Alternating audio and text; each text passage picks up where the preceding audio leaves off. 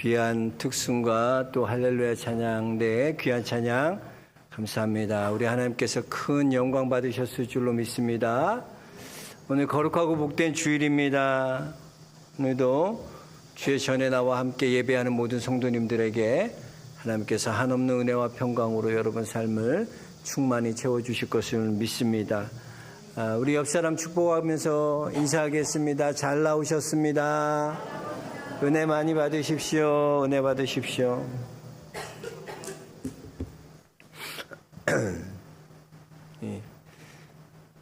오늘 말씀에 나오는 이 빌립보 교회는요,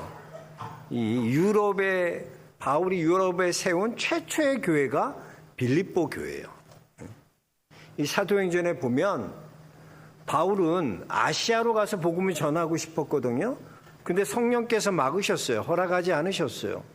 그러면서 마게도냐 환상 가운데 우리를 도우러 오라 라는 그 환상을 보고 바울이 이제 복음의 진로를 아시아에서 유럽으로 바꾸는 겁니다. 그때 이 마게도냐의 첫 성인 이 빌립보 성, 이제 이곳에서 강변에서 빨래하고 있는 여인들이 많았어요. 그래서 회당도 없고, 그래서 빌립보의 첫 성이 들어가고 누구를 만나냐, 거기서 강변에 갔더니 이 옥감장수 루디아라는 여자를 만나는 거예요. 이게 아주, 이분이 이제 빌립보 교회의 핵심이 되는 거예요. 그래서 이분과 함께 교회를 개척하고 세우게 되는 겁니다.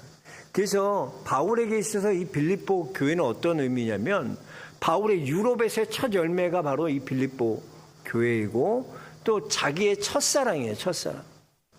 그러니까 첫사랑은 쉽게 잊을 수 있어요, 없어요? 큰일 났네 이거. 그러면 안 돼 다. 근데 그러잖아. 첫사랑 잘 못 잊어. 빌립보 교회가 바울에게는 잊지 못하는 그런 첫사랑의 교회였다는 거예요. 가뜩이나 지금 바울에서 닥친 상황은 어떠냐면, 바울은 이거 지금 어디서 쓰고 있냐면요, 로마 감옥에서 갇힌 상태에서 쓰고 있어요. 그러니까 로마 감옥에서 썼던 4개의 옥중 서신이 있는데, 에베소서, 빌립보서, 골로새서, 빌레몬서, 이 4권을 쓰게 됩니다.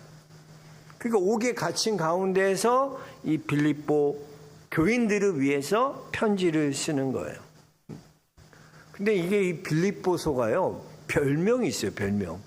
그 별명이 뭐냐면, 빌립보서는 기쁨의 서신이에요, 기쁨의 서신.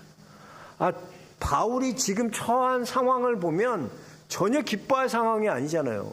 억울하게 감옥에 갇히고, 로마 감옥에서 이제 자기 죽을 날이 얼마 남지 않았는데.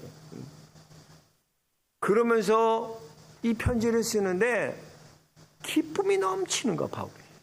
이상해요, 이상해. 오늘 이 말씀 보면 이 빌립보서에서 나오는 이 기쁨이라는 단어가요, 무려 4장에 17번이나 기쁨 계속 나와요. 그러니까 바울은 뭐냐면, 감옥에 갇힌 상황이나 어떤 상황이 됐든 자기는 항상 기뻐한다는 것을 우리에게 보여주고 있는 거예요. 그러면 어떻게 이렇게 바울이 기뻐할 수 있냐는 거죠. 그 기쁨의 근거가 뭐냐는 거. 뭐 때문에 이렇게 어떻게 이렇게 기뻐할 수 있냐. 우리 오늘 말씀을 통해서 이거 좀 살펴보면서,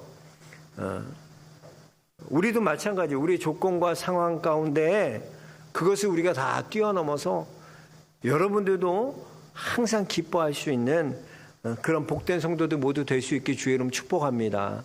오늘 말씀 좀 자세히 보면서 어떻게 하면 우리도 이렇게 어떤 상황과 관계에 굴하지 않고 항상 기뻐하는 자로서의 삶을 살아갈 수 있을까? 오늘 보면요, 바울의 기쁨의 근거는 뭐냐면, 요즘 말로 말하면 사람에게 사람이 보이기 때문입니다. 사람. 여러분, 우리가요, 조건이나 상황이나 물질의 거기에 기쁨의 그 근거로 삼으면요, 언제나 업앤다운이 심해요. 그래서 물질이 조금 있으면 조금 안정해서 기뻤다가 없어지면 또 슬프고, 상황도 환경도 조건도 다 마찬가지예요. 거기에 거기에서 기쁨의 근거를 찾으면 업앤다운이 계속 심한 거예요. 심할 수밖에 없어요. 그럼 바울은 거기에서 기쁨의 근거를 거기서 찾지 않습니다. 바울은 사람이 보이는 거예요. 사람을 향해 기쁨이 나오기 때문에 이 기쁨은 지속적인 거예요. 변함이 없는 겁니다. 우리 1절, 2절 말씀 다시 한번 읽어보겠습니다. 1절, 2절입니다. 같이 읽겠습니다. 그리스도 예수의 종 바울과 디모데는 그리스도 예수 안에서 빌립보에 사는 모든 성도와 모든 감독들과 집사들에게 편지하노니 하나님 우리 아버지와 주 예수 그리스도로부터 은혜와 평강이 너에게 있을지어다. 그랬어요. 자, 이 빌립보서 이 서신을 누구를 위해 썼다고 말하고 있습니까? 1절에 보니까 빌립보에 사는 모든 성도와 감독과 집사들에게 편지하노라 했어요. 그러니까 바울은 빌립보 교회 생각하면 사람이 떠오르는 거야. 사람. 그 사람이 떠오르고 성도들이 떠오르고 감독이 떠오르고 집사들이 떠오르는 거예요. 그래서 사람이 생각나는 거예요.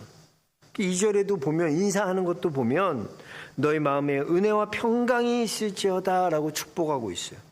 너희 마음에 하나님이 주시는 위로부터 주시는 공급이 끊이지 않고 그 공급이 넘쳐나기를 원한다. 너희 마음 가운데 절대적인 하나님 주시는 그 평강이 너희 마음 가운데 넘쳐나기 원한다. 바울은요 항상 사람이 보이는 거예요. 사람이. 3절에도 보면요 내가 너희를 생각할 때마다 나의 하나님께 감사하며 그 빌립보에 있는 성도들과 집사들 감독 생각할 때마다 하나님께 감사한다. 사람 때문에 감사한다는 거예요. 왜? 하나님 때문에 그 사람들 보면서 사람에게 주목하기 때문에 사람을 보기 때문에 그들이 기쁜 거야. 바울. 그 창세기 12장에 보면 하나님께서 아브라함에게 복을 주시는데 어떤 복을 주시냐? 땅의 모든 족속이 너로 말미암아 복을 받을 것이라 그랬어요. 그러니까 아브라함이 복이 돼서 너를 통해 다 복이 흘러가게 만들어 줄 거야. 그래서 여러분 옆에 있는 한 분 한 분은 그런 복을 한 분 한 분이 그런 복덩이에요. 여러분들에게. 지금 옆에 있는 사람 한번 보세요. 이분을 통해서 여러분에게 복이 흘러가는 거예요. 지금 옆에 있는 이 성도분 이분을 통해서 여러분에게 복이 흘러가는 거예요. 우리 옆 사람 한번 이렇게 보면서 축복하겠습니다. 당신은 나의 복덩이입니다. 예, 복덩이에요, 복덩이에요. 바울은요, 로마서 16장에 보면 바울이 자신과 동역했던 사람들 이름을 쭉 기록합니다. 그러면서 그들이 나의 기쁨이었고 그들이 나의 감사였다라고 고백하는 거예요. 그렇다면 바울이 왜 이렇게 사람으로 말미암아 기뻐할까? 그 이유가 어디에 있나? 우리 4절, 5절 다시 한번 읽겠습니다. 4절, 5절입니다. 간구할 때마다 너희 무리를 위하여 기쁨으로 항상 간구함은 너희가 첫날부터 이제까지 복음을 위한 일에 참여하고 있기 때문이라. 여러분 최고의 축복으로서의 사람은요 복음에 참여하는 자가 된다는 거. 복음에 참여하는 자가 된다는 게 뭐예요? 예수 그리스도를 믿는다는 거예요. 그래서 여러분 우리가 예수 그리스도를 믿으면요 우리의 한계를 뛰어넘습니다.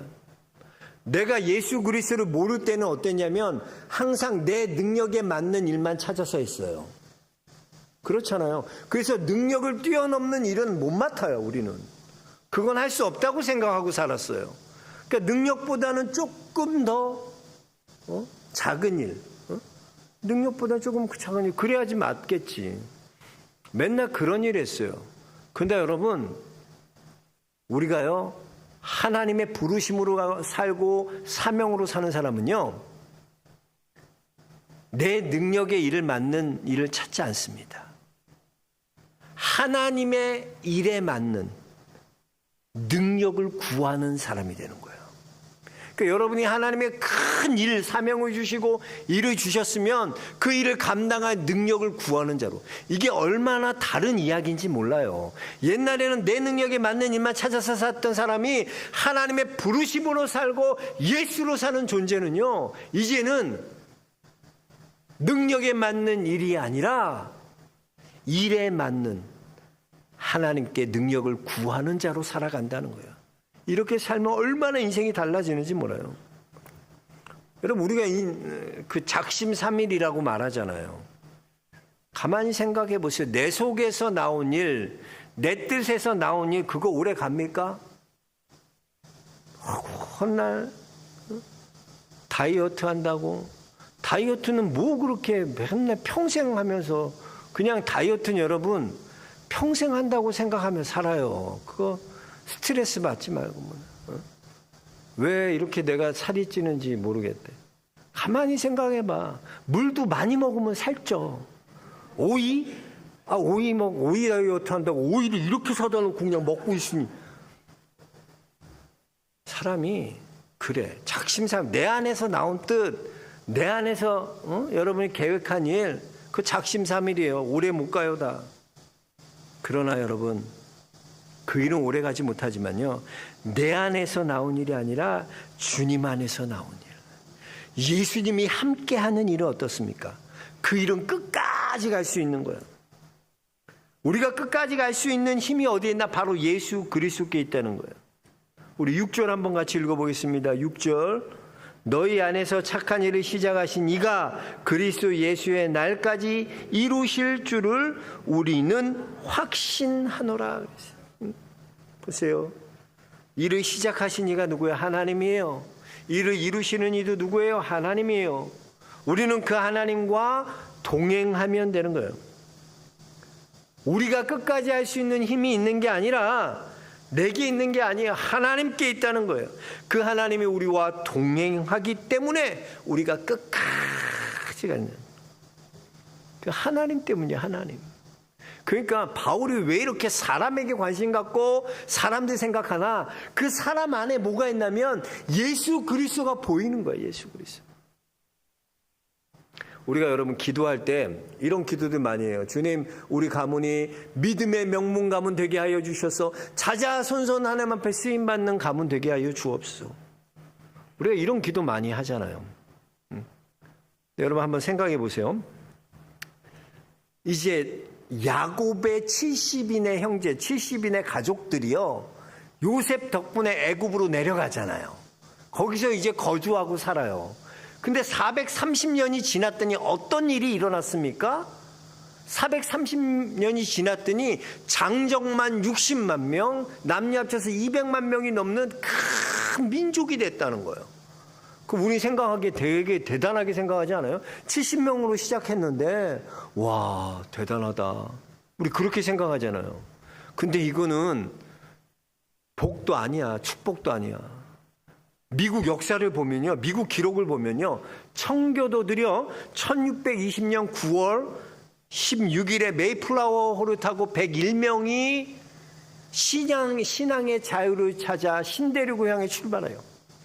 그렇게 출발했던 그들이 그 다음에 여름에 보니까 절반이 죽었어요. 절반이 죽었어. 50명이 밖에 안 남은 거예요.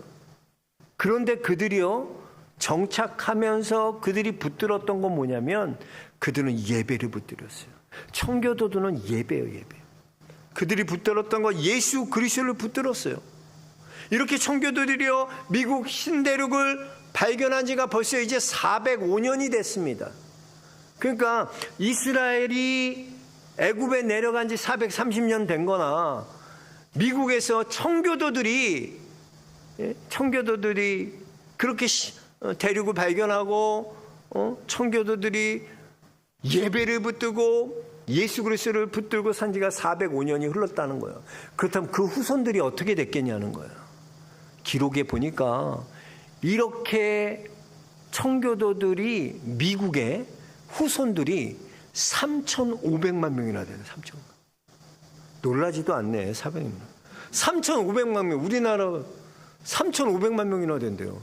그러니까 정말 하나님께서 하늘의 별과 같이 바다의 모래와 같이 하나님께서 축복해 주신 거야. 왜?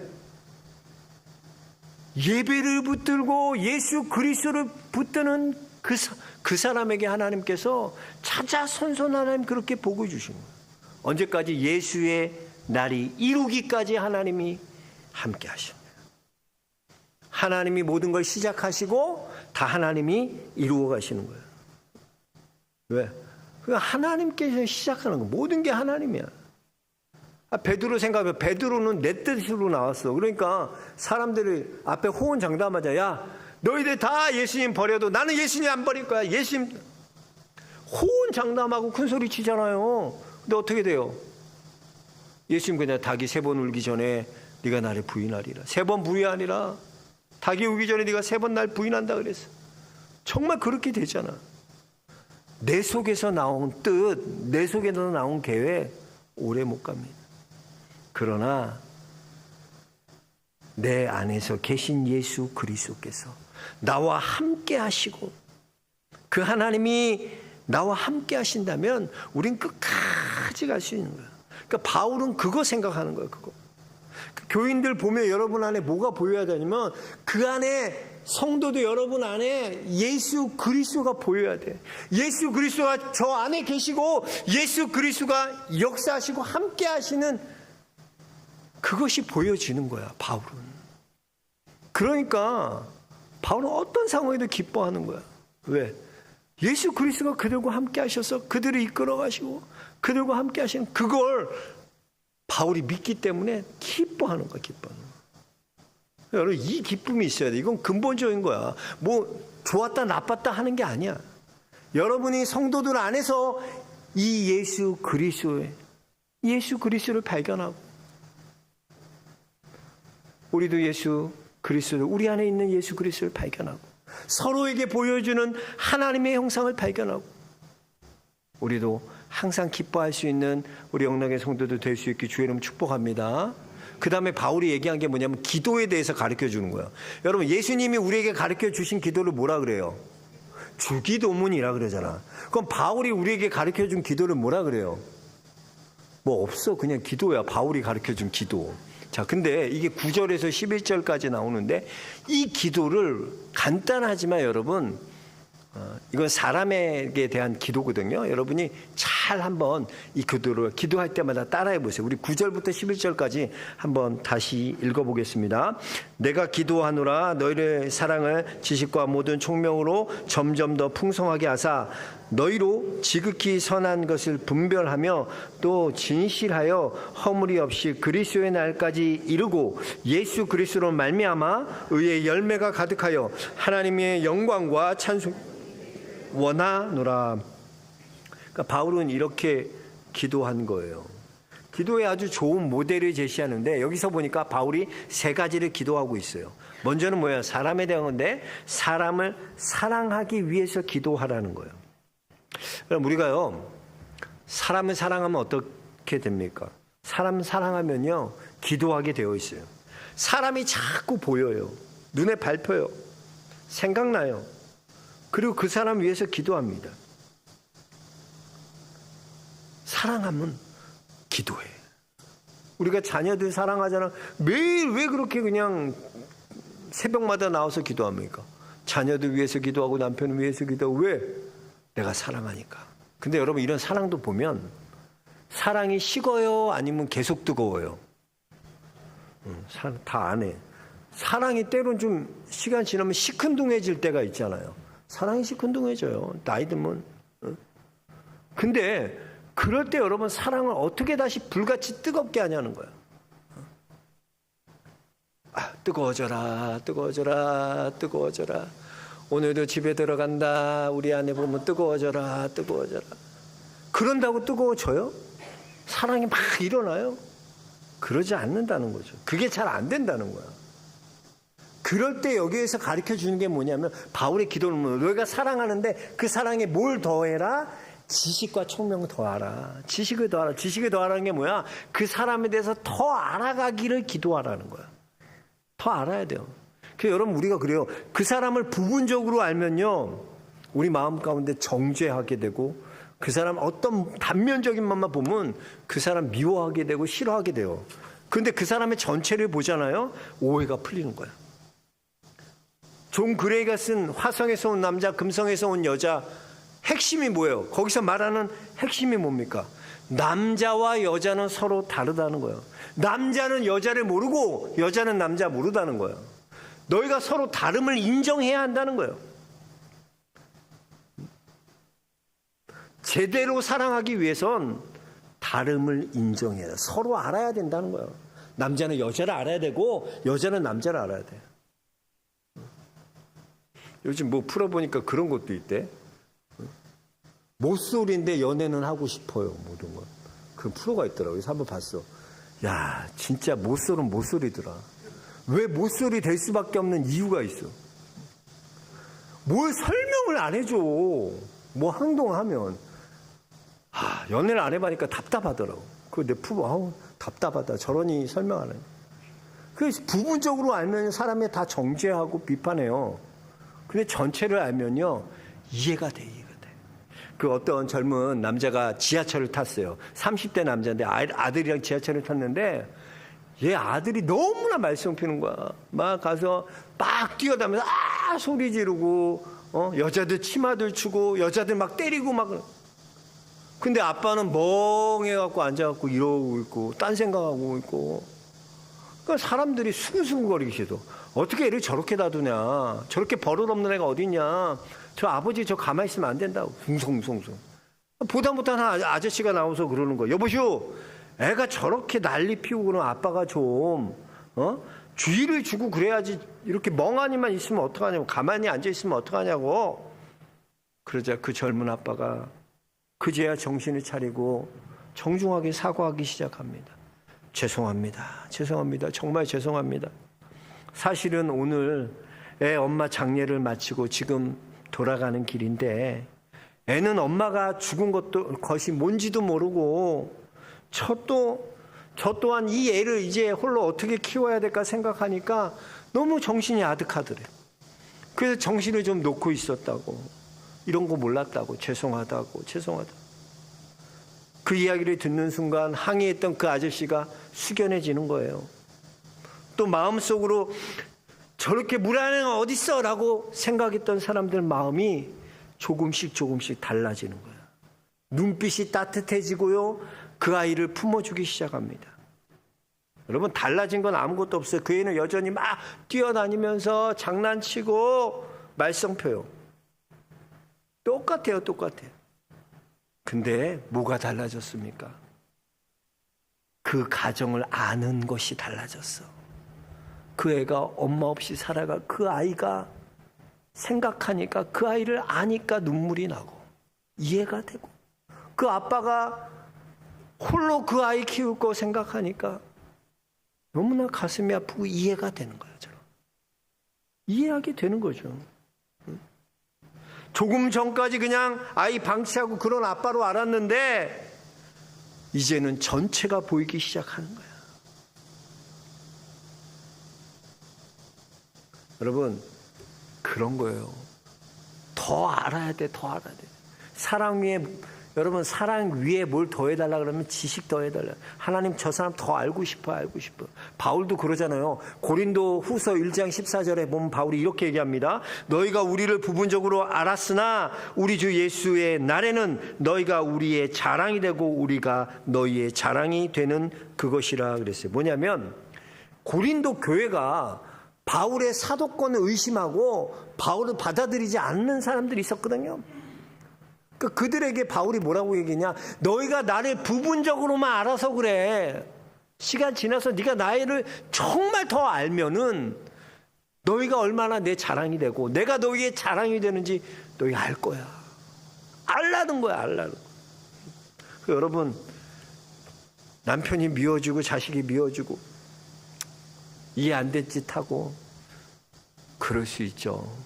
그때 우리가 꼭 잊지 말고 이 기도해요. 하나님, 내가 사랑하는데 지식을 더해 주세요. 그 사람 더 알게 해주세요. 보이게 해주세요. 그렇게 기도할 수 있는 우리 영락의 성도도 되기 바랍니다.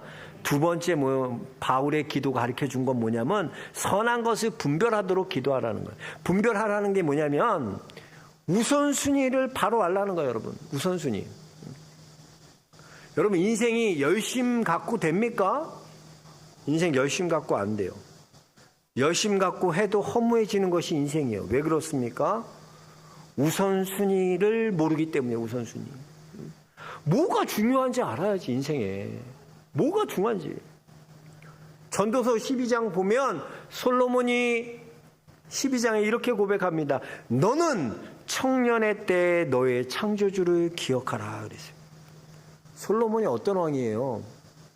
최고의 부를 누리고 최고의 명예를 누리고 영광을 누렸던 이 솔로몬이 인생 살아보니까 하는 말이 뭐냐? 야, 내가 그러고 누리고 살았는데 인생이 헛되고 헛되니 헛되고 헛되요? 모든 것이 헛되다. 인생 허무하다는 거예요. 왜 그렇습니까? 내가 창조주를 잊어버렸기 때문이에요. 내 삶의 우선순위가 예수 그리스도였는데, 내 삶의 우선순위가 하나님이었는데 그걸 잃어버렸다는 거예요. 그거 잊어버리고 살았대. 그랬더니 인생이 이렇게 허무해지더래. 그러니까 너는 청년의 때 어려서부터라도 그거 잊지 말고 그거 붙잡으라는 거야. 뭐야? 너는 청년의 때 너의 창조주를 기억하라. 이 세상을 만드신 그 하나님 기억하라. 내 삶의 가장 우선순위 1순위가 하나님이고 예수 그리스도임을 기억하고 살라는 거예요. 그것이 분별하는 거예요. 분별. 무엇이 중요한지 분별해야 돼요. 여러분, 기도할 때마다 여러분 삶의 우선순위가 예수 그리스도가 되게 해달라고 기도하기 바랍니다. 주님이 내 1순위가 되게 하여 주옵소서. 그래야 가치 있는 인생이 되기 때문이에요. 마지막 세 번째, 바울의 기도는 무엇입니까? 의의 열매를 맺게 해달라고 기도하라는 거예요. 이 의의 열매는요, 여러분, 노력한다고 맺혀지는 게 아니라, 맺어지는 게 아니라, 열매를 많이 맺으려면 예수님께 붙어 있을 때 열매가 맺어지는 거예요. 요한복음 15장에 보면 참 포도나무 대신 예수 그리스도께 붙어 있는 자가 그 가지가 열매를 맺나니 그랬어요. 우리가 열매 맺기 위해서 못해요. 예수님께 붙어 있어야 돼. 붙어 있어요. 딱 붙어 있어요. 붙어 있어요. 종이가 딱 있잖아요. 이 종이가 있어.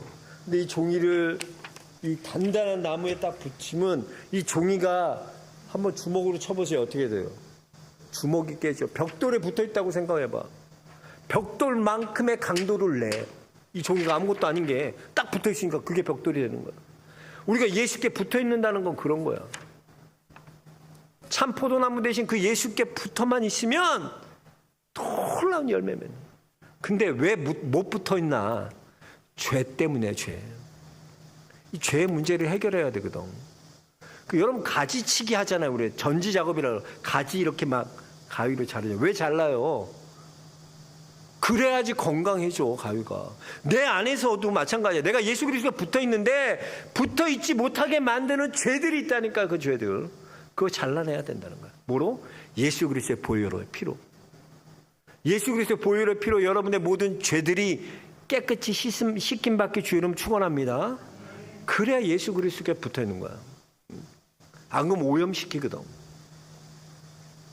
바울은 이 기도 하라는 거야. 이 기도. 세 가지 기도 뭐예요? 사랑은 사랑하는데 뭘 더 해달라? 지식도 해달라. 더 알게 해달라. 분별하게 해달라. 무엇을? 하나님 내 삶의 1순위라는 거야.